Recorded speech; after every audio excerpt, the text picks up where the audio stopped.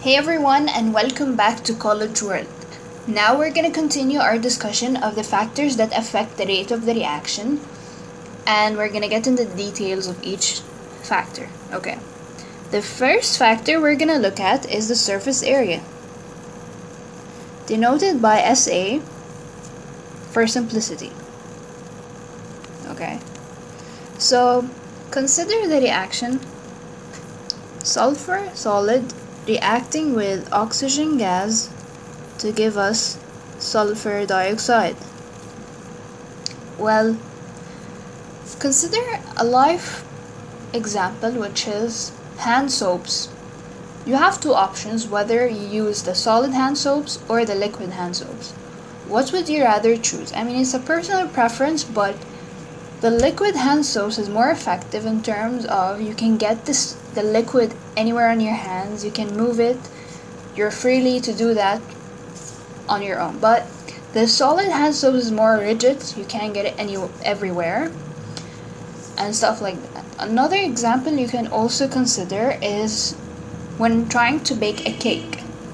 You go for powdered sugar instead of the normal sugar we usually use, because it gives you more surface area, better successful reactions and stuff like that. So regarding our reaction sulfur with oxygen gas, we have options whether to choose a cube of sulfur or powdered sulfur or a cylinder shaped sulfur. Well, I think the powdered one would be the best option since it gives us more surface area, therefore more collisions with the particles of oxygen, and therefore higher number of successful collisions, and therefore higher reaction rate, or in other words, the reaction will proceed faster. Okay. The next factor we're gonna look at is concentration. And concentration is basically how much of the reactant is present to react with other reactants. Okay. Well, increasing concentration means we have more particles. Okay. And increasing more particles, that means there is a high probability that more collisions will occur, and therefore higher number of successful collisions, and therefore our favorite conclusion, the rate will be higher. That means that the rate of the reaction will be faster. Okay, let's look at another factor, which is temperature. Okay. Well, when we're looking at the temperature, we consider kinetic energy. And kinetic energy is the energy that a particle or an object possesses when it's in motion, which is equal to half mv squared. M is the mass of the object or the particle, and the velocity, and the v is the velocity of the particle or of the object.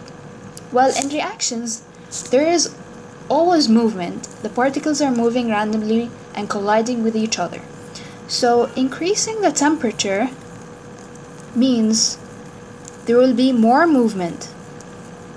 The particles will be faster, and therefore higher collisions, and also higher number of successful collisions, and therefore the rate of the reaction will be faster.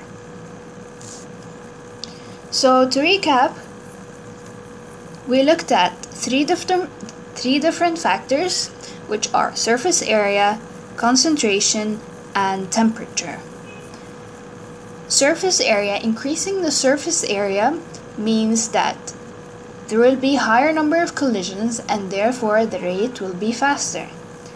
Increasing the concentration means there is more particles present to collide and therefore higher probability that a successful collision will occur and therefore higher reaction rate.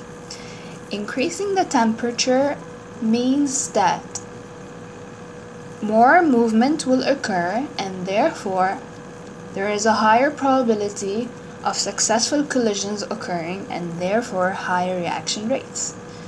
So in the next video we're going to continue our discussion of the factors. We have 2 more factors and we're done with reaction rates. So stay tuned and good luck.